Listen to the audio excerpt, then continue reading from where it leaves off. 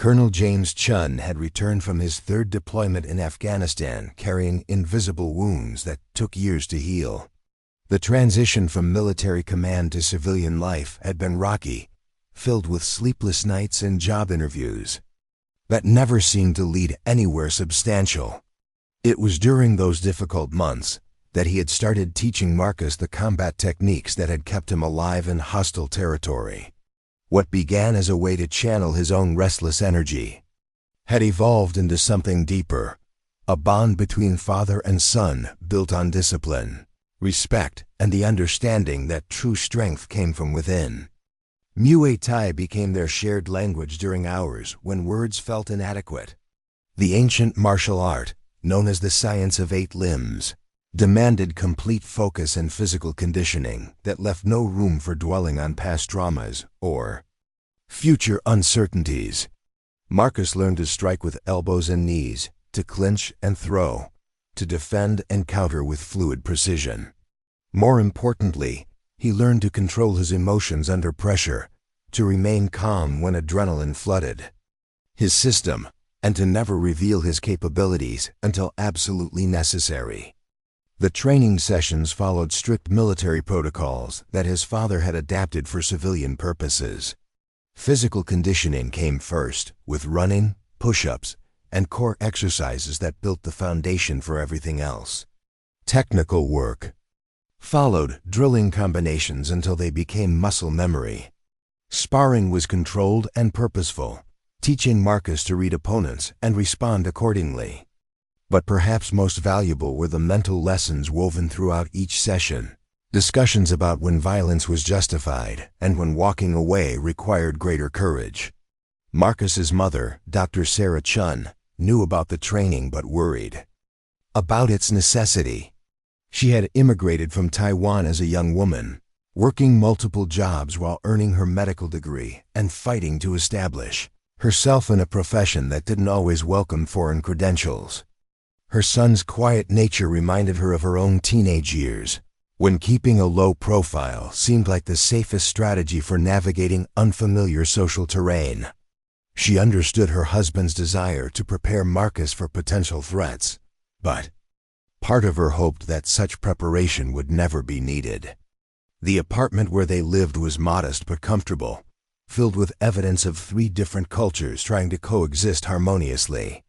Marcus's father's military commendations hung beside his mother's medical diploma and family photos from Taiwan. The kitchen smelled of traditional dishes that his grandmother had taught his mother to prepare, comfort food that connected them to relatives living thousands of miles away.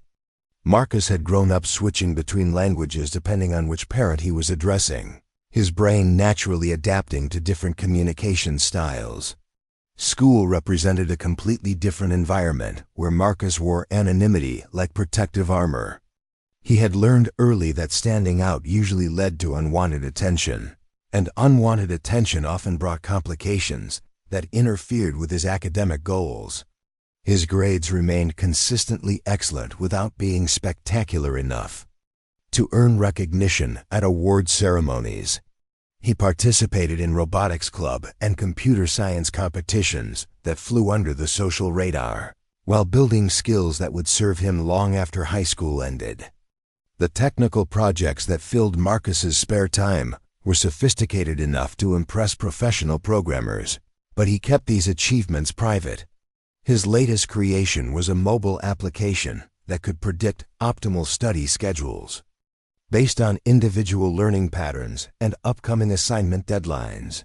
The app had gained attention from several education technology companies, but Marcus had chosen to keep the correspondence confidential rather than deal with the social complications that recognition might bring. Emma Williams remained one of the few people who glimpsed Marcus's actual capabilities, mainly because their chemistry partnership required real collaboration.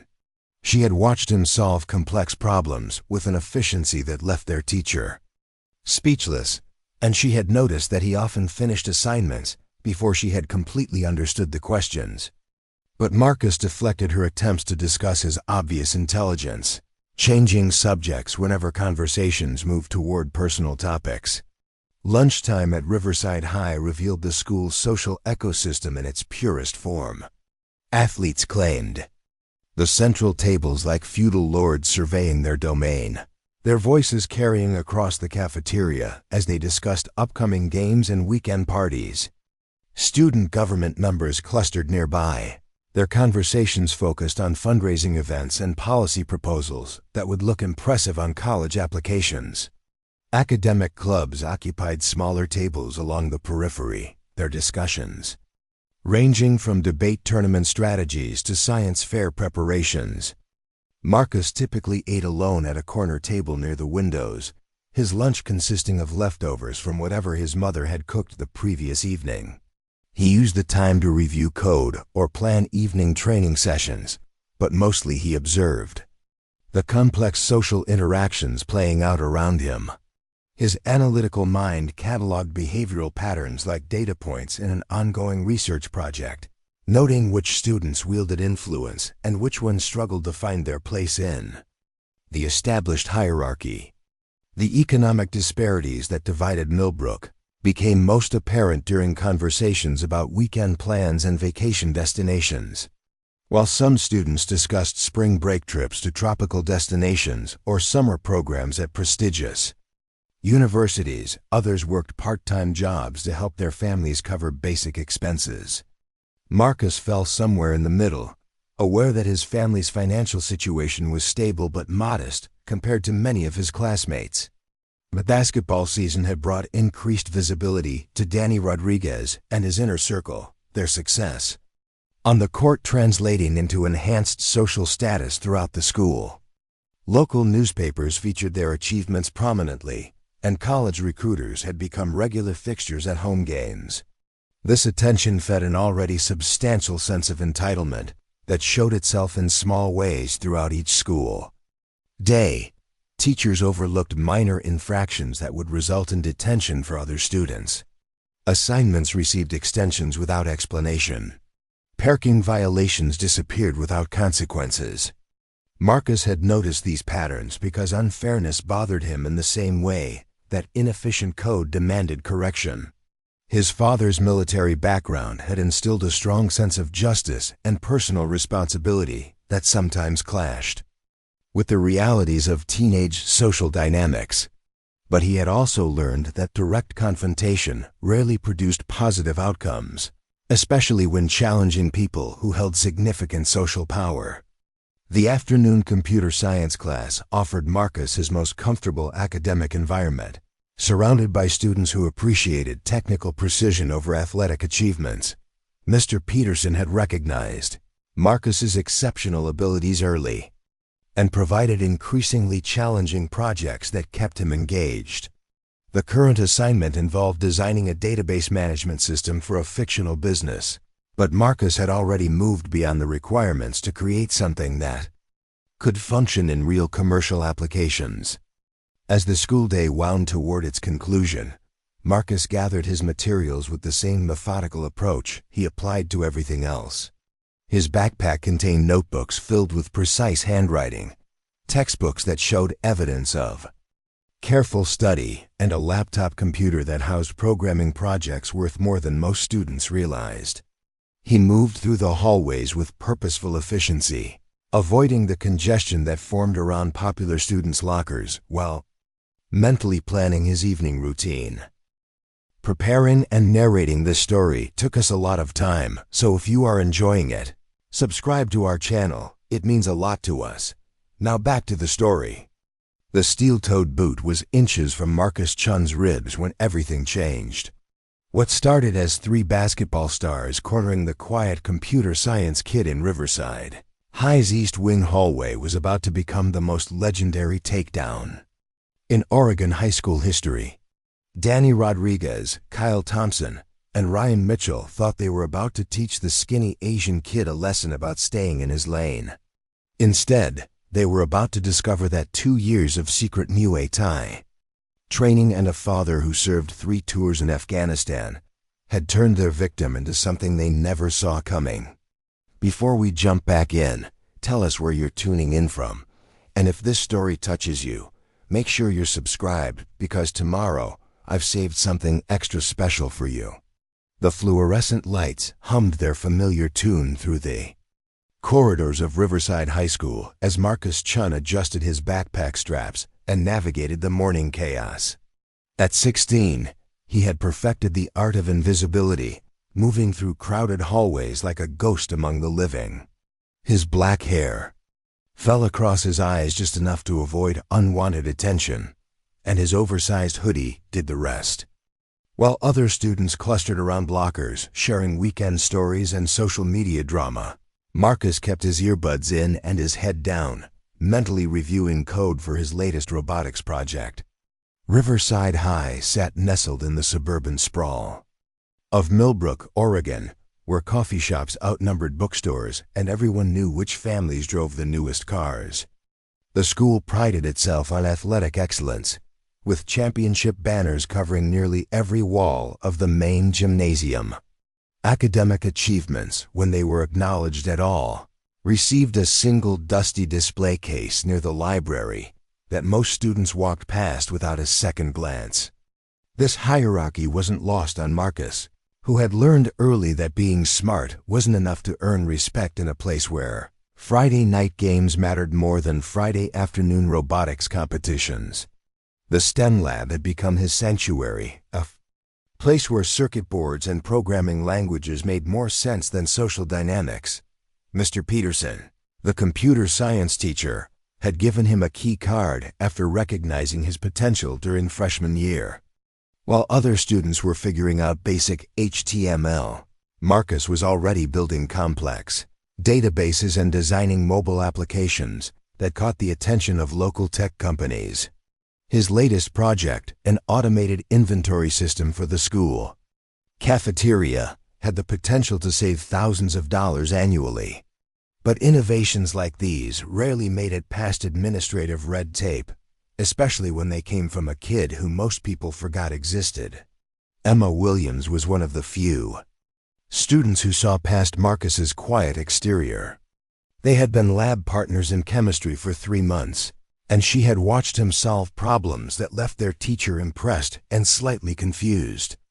Emma possessed the rare ability to exist comfortably in multiple social circles, equally at ease discussing molecular structures with Marcus and weekend plans with the cheerleading squad. She had tried repeatedly to convince him to join study groups or attend school events, but Marcus preferred the predictability of solitude to the minefield of teenage social interaction. The morning routine at Riverside High followed patterns as rigid as any algorithm Marcus had ever written.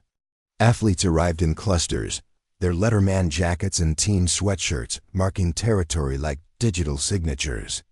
Student government members posted flyers and organized activities with military precision.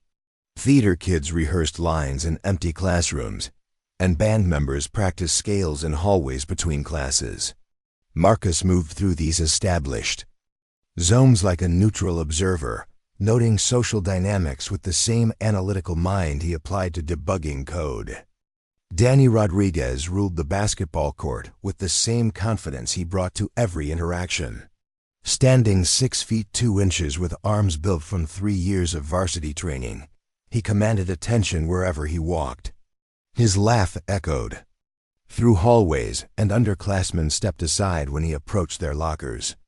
Danny's father owned the largest construction company in Millbrook, and everyone knew the Rodriguez family had plans for their son that extended far beyond high school basketball.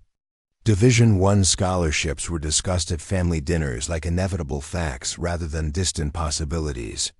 Kyle Thompson and Ryan Mitchell served as Danny's constant companions, their friendship cemented through shared seasons and mutual loyalty.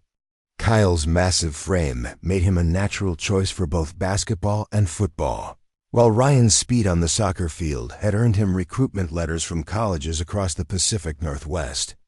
They moved through school like a 3-person army, their presence shifting the energy of any room they entered. Teachers smiled a little wider when they walked into classrooms, and administrators made exceptions to rules that applied strictly to everyone else. The economic divide in Millbrook showed most clearly in the school parking lot, where Danny's new Jeep Wrangler sat next to Ryan's BMW and Kyle's lifted truck. These vehicles represented more than transportation. They were symbols of status that separated the haves from the have-nots. Marcus rode the bus or walked the 2 miles from his family's modest apartment complex, his worn sneakers a stark contrast to the designer athletic shoes that seemed standard issue among the popular crowd. Recent budget cuts had eliminated several teaching positions and reduced security staff to a skeleton crew. Hallway monitors were now a luxury the district couldn't afford, leaving large sections of the school unsupervised during class transitions. The East Wing, where older classrooms housed overflow classes and storage areas, had become particularly isolated. Students who needed to use those facilities often found themselves alone in corridors that echoed with emptiness. Marcus had noticed these patterns because pattern recognition was his specialty. He mapped the school's social geography with the same precision he used to design user interfaces, noting which areas attracted certain groups and which remained neutral territory. The STEM lab's location in the quieter South Wing suited him perfectly, offering multiple routes to avoid crowded main hallways where unexpected encounters might disrupt his carefully maintained anonymity. This particular Tuesday morning in March carried the promise of spring, with Oregon sunshine filtering through tall windows and students discussing upcoming spring break plans. Marcus had his own plans involving a coding bootcamp and a part-time internship with a local software company, opportunities that excited him more than any beach vacation ever could. He had no way of knowing that before the day ended, his invisible status would be permanently shattered, and Riverside High would witness an event that would change everything. The alarm clock on Marcus Chen's nightstand buzzed at exactly 5:30 every morning, a habit inherited from his father's military precision. While most teenagers struggled to wake up for school, Marcus had been rising before dawn for 2 years, driven by a routine that most of his classmates would never suspect.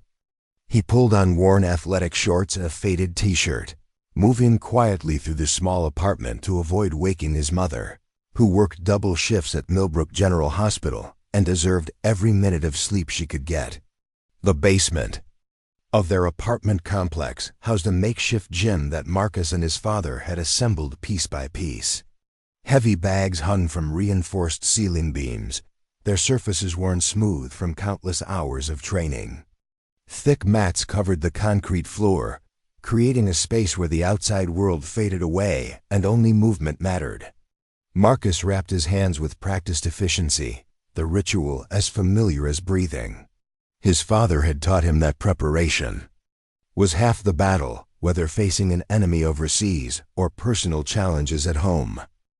The walk home took him through residential neighborhoods where modest homes sat on small lots maintained with varying degrees of care. Marcus used the time to decompress from social interactions and prepare mentally for training sessions that would push his physical limits.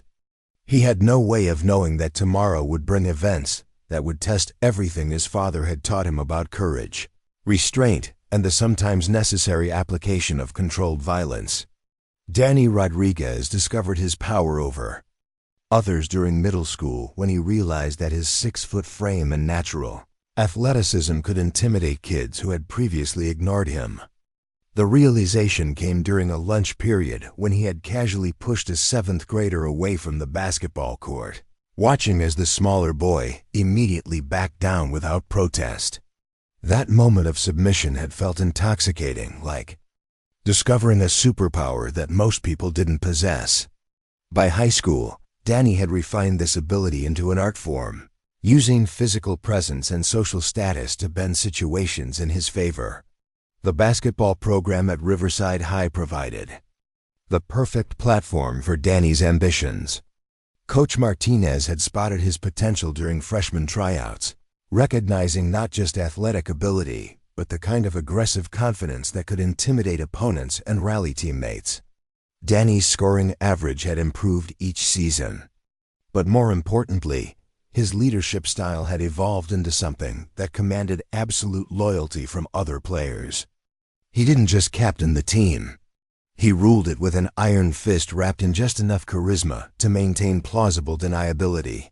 Kyle Thompson had gravitated toward Danny's orbit during sophomore year, drawn by the promise of reflected glory and protection from his own insecurities. Standing 6 feet 4 inches with shoulders built through years of football training, Kyle possessed the physical tools to be intimidating on his own, but he lacked the strategic thinking that made Danny truly dangerous. Kyle's role in their friendship involved providing muscle when subtle intimidation wasn't sufficient. His massive hands capable of making even confident students reconsider their positions on various issues. The Thompson family owned a successful accounting firm that served most of Millbrook's small businesses, providing Kyle with financial security and social connections that extended beyond the school environment. His father expected him to join the family business after college, but Kyle's academic performance suggested that even community college might prove challenging.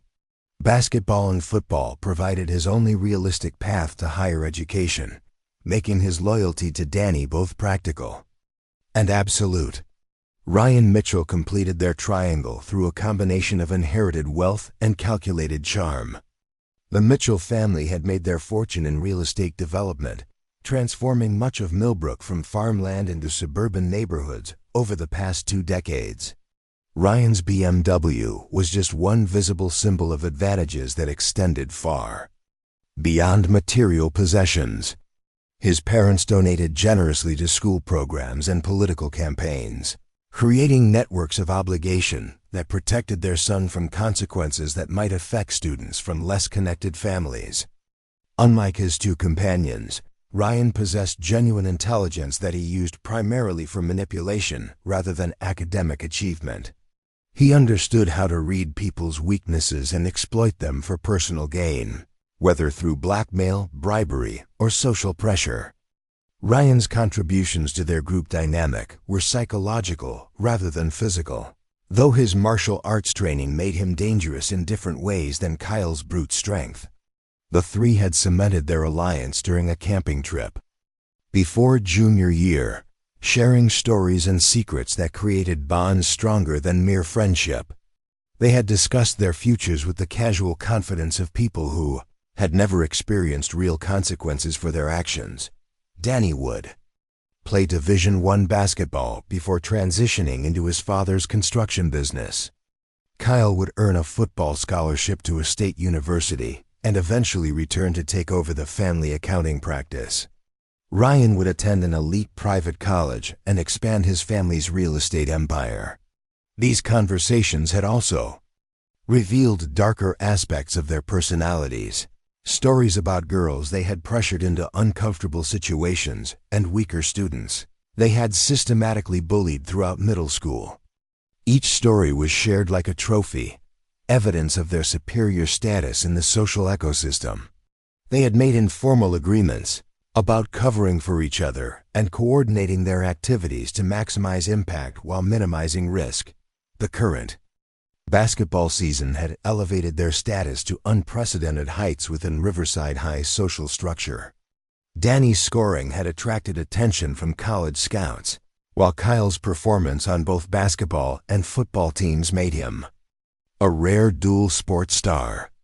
Ryan's role as team manager provided him with inside access to coaching decisions and player information that he used to maintain social relevance despite limited athletic ability. Their influence extended far beyond athletic achievements into nearly every aspect of school life. Teachers who hoped to maintain positive relationships with successful students often overlooked minor infractions or provided subtle advantages during grading. Administrative staff members whose children played sports understood that antagonizing star athletes could have consequences for their own family's social standing.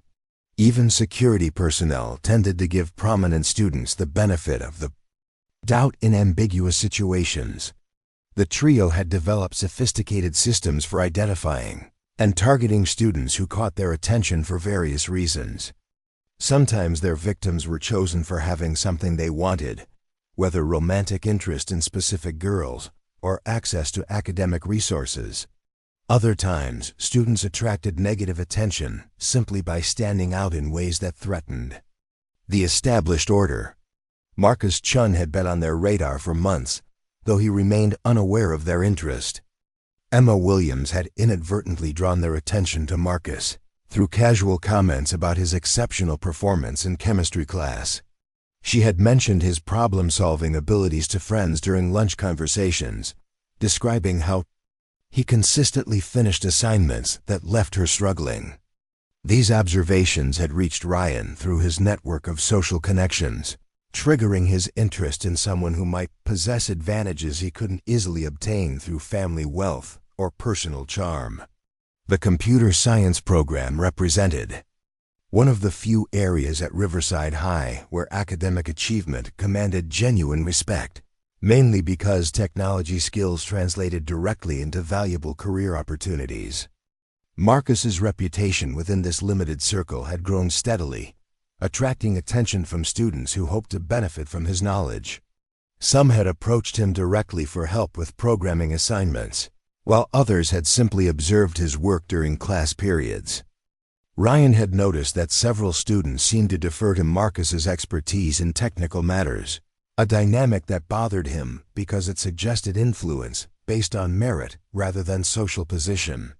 He had begun paying closer attention to Marcus's daily routines, noting his isolation during lunch periods and his tendency to avoid crowded hallways during class transitions.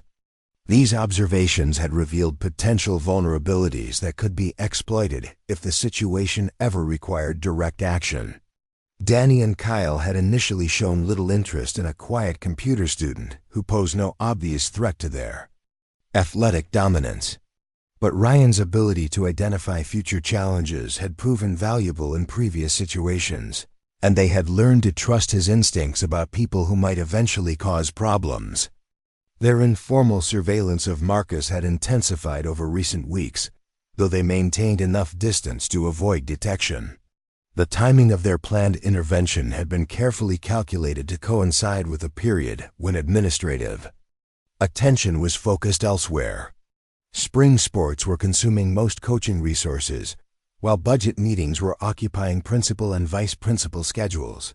The reduced security presence during class transitions provided windows of opportunity that didn't exist during more heavily monitored periods.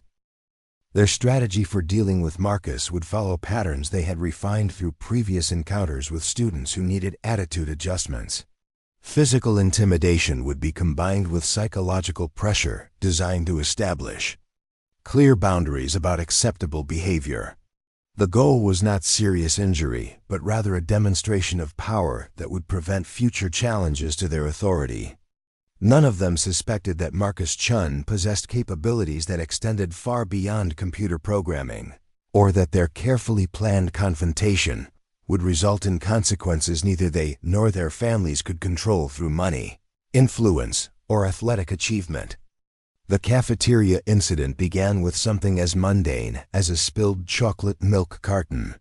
Marcus had been reviewing code on his laptop during lunch, absorbed in debugging a complex algorithm for his latest robotics project, when Emma Williams hurried over to his usual corner table, carrying her lunch tray and wearing an expression of barely contained excitement.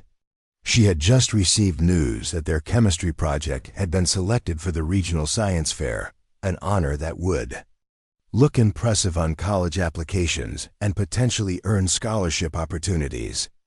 Emma's enthusiasm was infectious as she described the email from their teacher and the possibilities that lay ahead. Marcus felt genuine pleasure at her success, though he characteristically downplayed his own contributions to their collaborative work.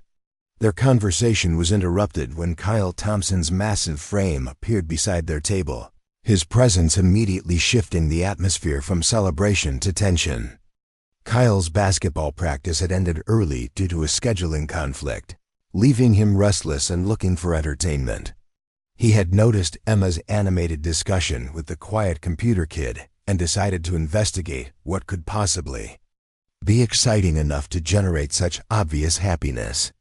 Without invitation or acknowledgement, Kyle reached across the table and grabbed Marcus's laptop, ostensibly to examine whatever was displayed on the screen. The sudden movement caused Emma's chocolate milk to tip over, sending brown liquid cascading across Marcus's keyboard and into the delicate internal components. The damage was immediate and potentially catastrophic, representing hours of lost work and expensive repairs that Marcus's family budget couldn't easily accommodate. Marcus's reaction was swift but controlled, his hand shooting out to grip Kyle's wrist with surprising strength. The motion was precise and economical, applying just enough pressure to communicate serious intent without escalating to obvious violence. Kyle found himself unable to withdraw his arm, held in place by fingers that felt like steel cables despite belonging to someone 50 pounds lighter. The sensation was unfamiliar and disturbing for Kyle, who had grown accustomed to physical dominance in every interaction. His immediate instinct was to escalate with brute force, but something in Marcus's expression suggested that such an approach might not produce the expected results. Marcus's voice was quiet, but carried an edge that cut through the cafeteria's ambient noise when he spoke. He suggested that Kyle remove his hand from the laptop and apologize for the damage he had caused. The words were polite and reasonable, but the grip on Kyle's wrist tightened incrementally with each syllable, creating a mounting pressure that bordered on painful. Other students at nearby tables had begun to notice the interaction, their conversations tapering off as they sensed potential drama unfolding. Kyle's face reddened as he realized that his attempt to assert dominance had backfired spectacularly. He was trapped in a situation where backing down would appear weak, but escalating might lead to an embarrassing physical confrontation with someone who clearly possessed unexpected capabilities. The growing audience of observers made retreat even more difficult, as any sign of submission would be witnessed and remembered by people whose opinions mattered for his social standing. Danny Rodriguez arrived at exactly the wrong moment, alerted by Ryan Mitchell, who had been monitoring the situation from across the cafeteria. Danny's leadership instincts kicked in immediately as he assessed the scene, recognizing that Kyle's reputation, and by extension their entire group's credibility, were at stake. The quiet computer kid was somehow controlling the situation, and Danny couldn't allow such a precedent to stand unchallenged. His approach was casual but calculated, designed to appear reasonable while applying psychological pressure. Danny positioned himself strategically to block potential escape routes, while maintaining plausible deniability about his intentions. He opened with seemingly friendly questions about the nature of the disagreement, though his tone carried undertones that anyone familiar with high school power dynamics would immediately recognize. Marcus released Kyle's wrist and straightened in his chair, recognizing that the situation had evolved beyond a simple misunderstanding into something more significant. His father's training had included extensive instruction about reading body language and threat assessment, skills that were proven unexpectedly relevant in a high school cafeteria. The positioning of the three athletes suggested coordination and planning rather than spontaneous intervention. Emma attempted to diffuse the tension by explaining the spilled milk incident, but Danny's attention remained focused entirely on Marcus. He expressed surprise that someone would think it appropriate to put hands on another student over something as trivial as a damaged computer. The words were chosen carefully to reframe the narrative, painting Marcus as the aggressor while positioning Kyle as the victim of unprovoked assault. The psychological manipulation was sophisticated and might have worked on most students, but Marcus had grown up listening to his father's stories about interrogation techniques and enemy propaganda. He recognized the attempt to control the conversations, framing and responded with quiet directness that cut through Danny's verbal maneuvering. Marcus pointed out that Kyle had initiated physical contact by grabbing property that didn't belong to him, and that defensive responses were both legally justified and morally appropriate. Ryan joined the group as Marcus was speaking, completing their triangular formation around his table. The newcomer's presence brought a different energy to the confrontation, his calculated charm contrasting sharply with Danny's aggressive confidence and Kyle's barely contained hostility. Ryan expressed concern about misunderstandings between students and suggested that perhaps they could work together to resolve the situation amicably.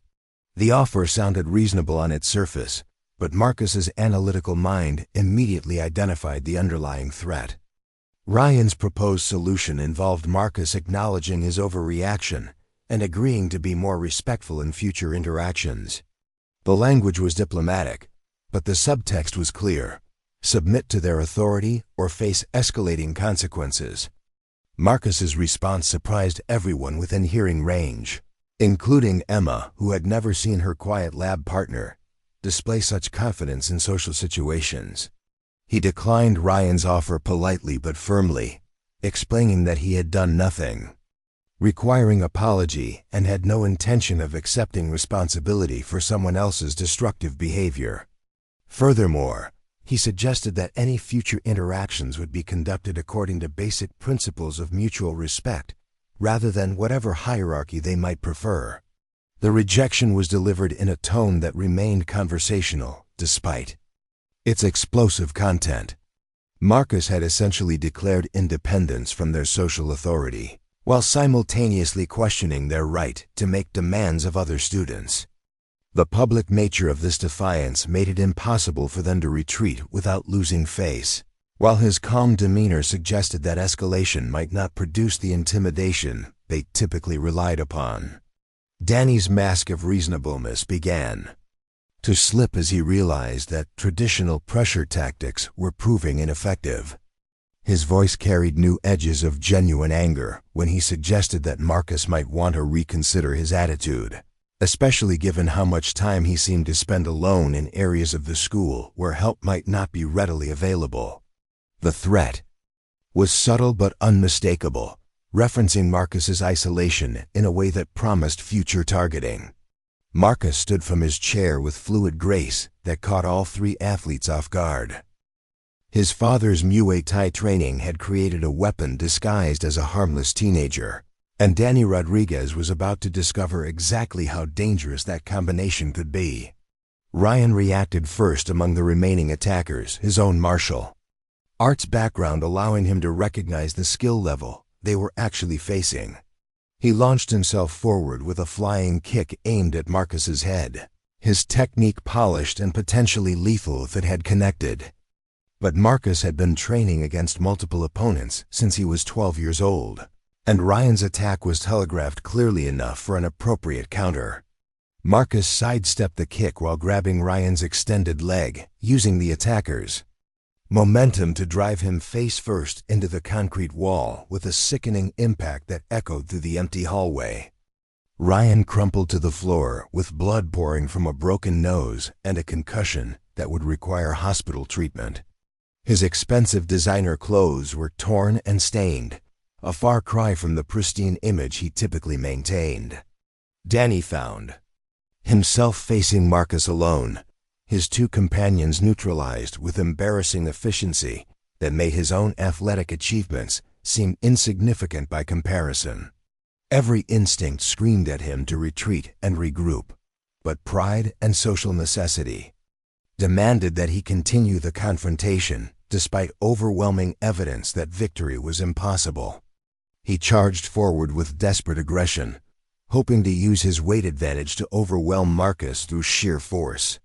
Danny's approach was wild and undisciplined, driven by panic rather than strategic thinking. His lack of formal combat training became immediately apparent when faced with someone who had spent years learning to defeat larger, stronger opponents.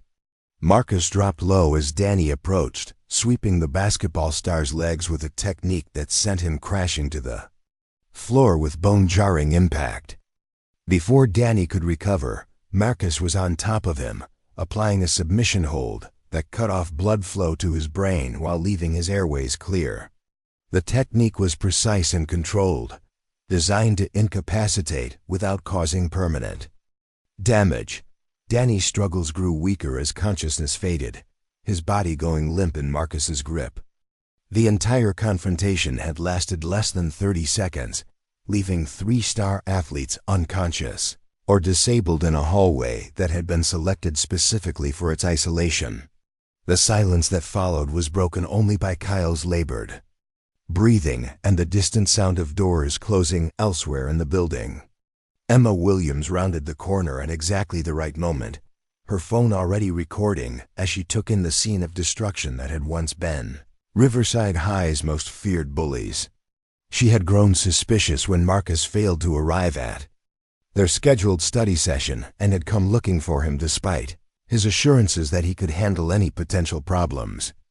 Her finger found the emergency contact for Principal Davis while her camera continued documenting evidence that would transform the narrative completely.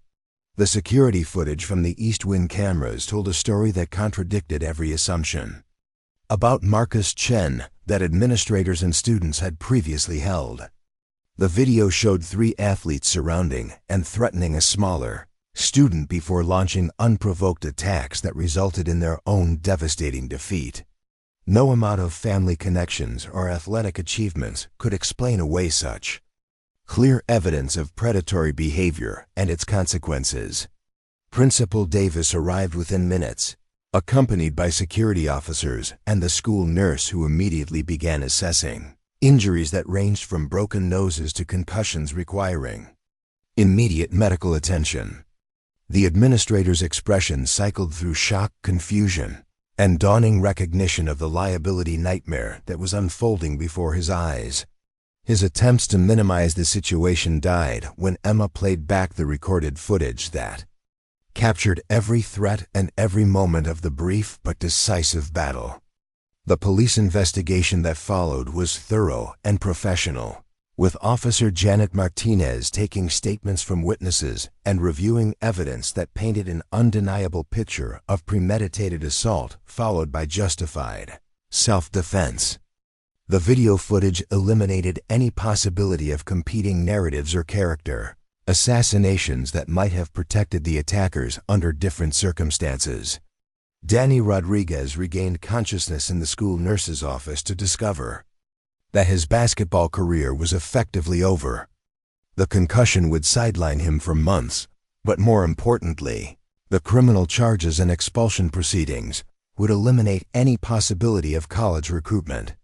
His father's construction company connections proved worthless when faced with video evidence of his son's behavior and the public relations disaster that followed.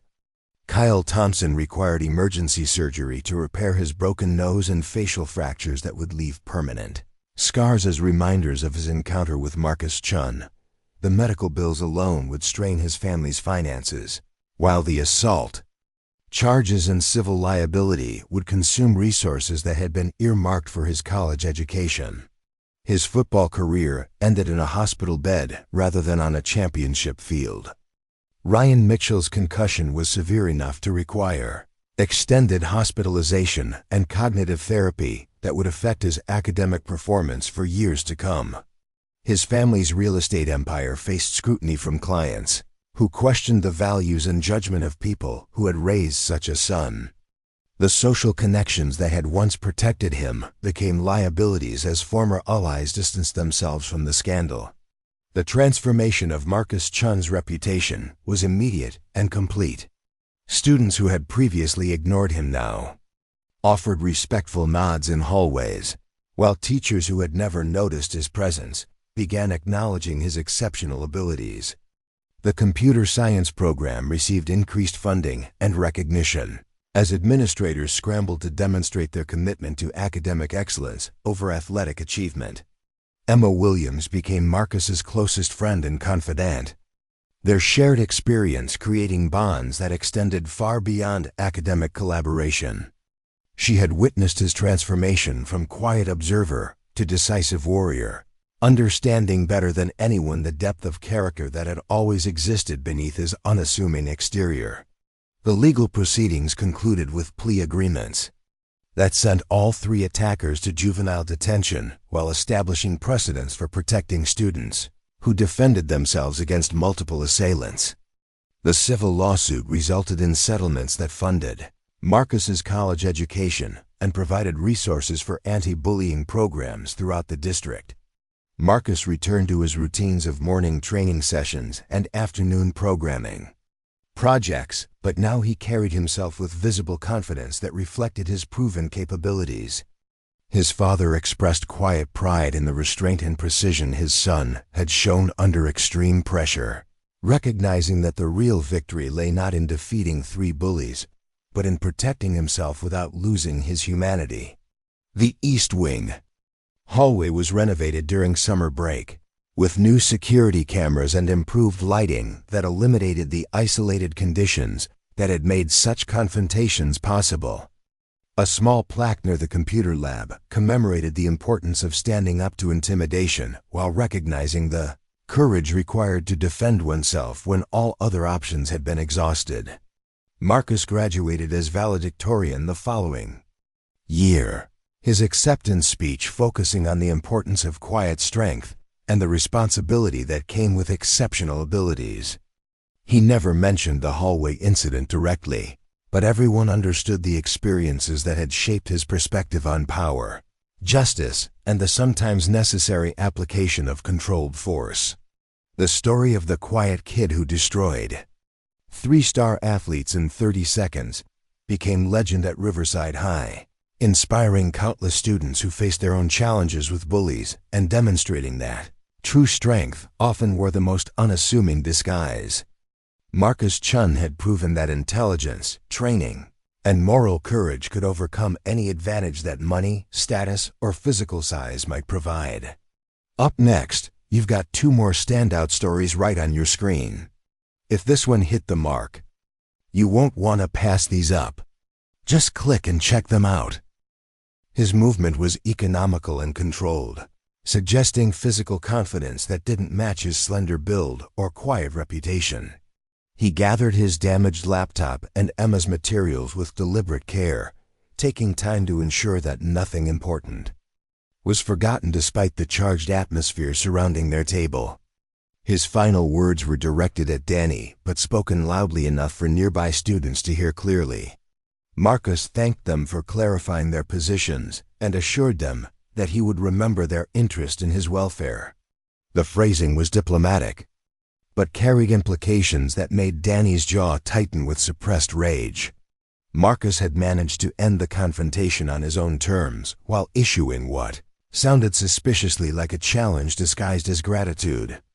Emma followed Marcus as he walked away from the table, leaving the 3 athletes standing in awkward formation around empty chairs.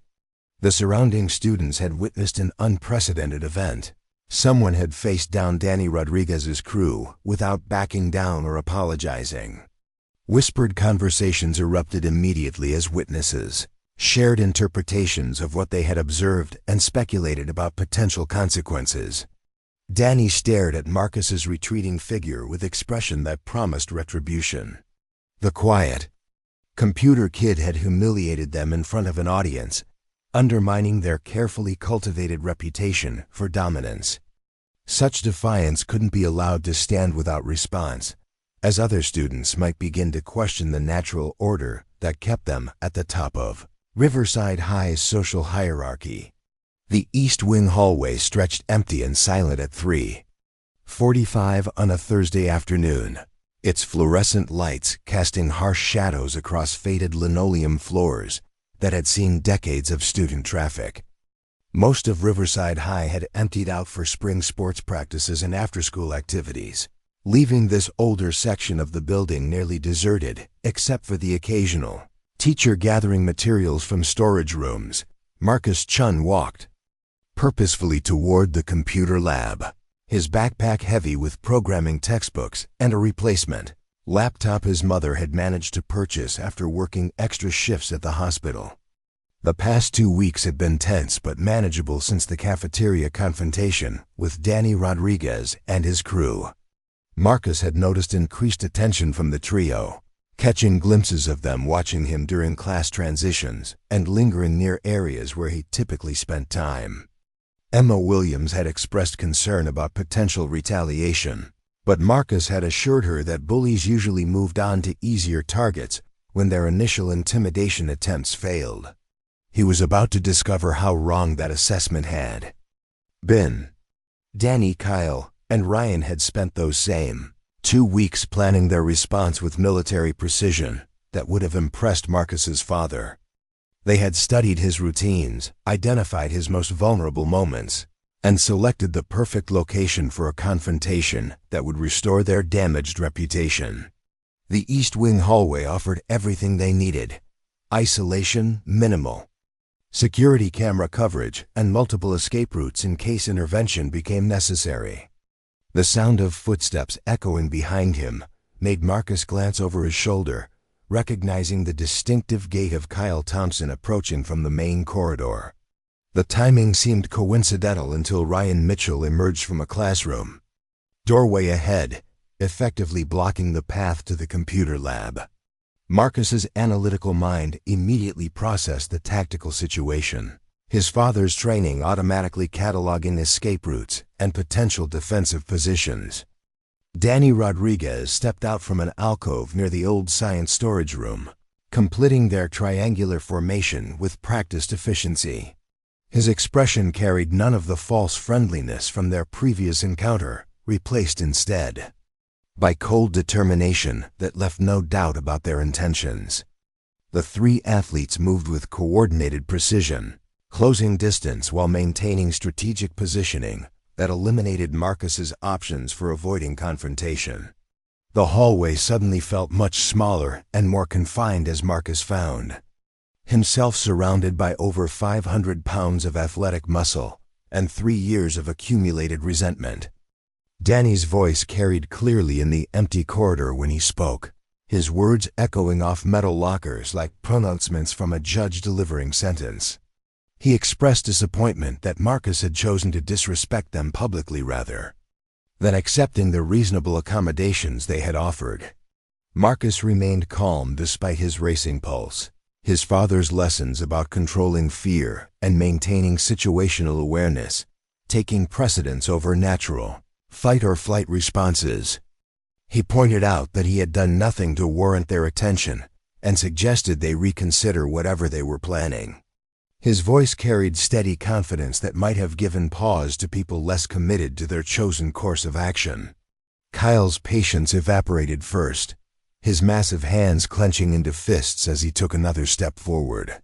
He described in graphic detail what he intended to do to Marcus's face, his vocabulary reflecting the limited intellectual capacity that had always made violence his preferred problem-solving tool. The threats were specific and detailed, revealing planning that extended far beyond spontaneous anger. Ryan circled slightly to Marcus's left, his movements fluid and controlled in ways that suggested formal training rather than simple athletic conditioning. His contribution to their psychological assault was more sophisticated than Kyle's crude threats, focusing on long-term consequence and social isolation that would follow their physical intervention. Ryan painted vivid pictures of Marcus eating lunch alone, studying in empty classrooms, and walking home through neighborhoods where help might not arrive in time. Danny waited until his companions had finished their presentations before delivering what he clearly considered the decisive argument. He explained that Marcus had embarrassed them in front of people whose opinions mattered, and that such disrespect required correction through methods that would ensure future compliance. The language was almost formal, as if he was announcing policy changes rather than threatening assault. Marcus's response surprised them with its complete lack of fear or pleading. He acknowledged their superior numbers and physical advantages, while questioning whether they had considered potential consequences of attacking another student on school property. His tone remained conversational despite the circumstances, as if he was discussing theoretical scenarios rather than imminent violence.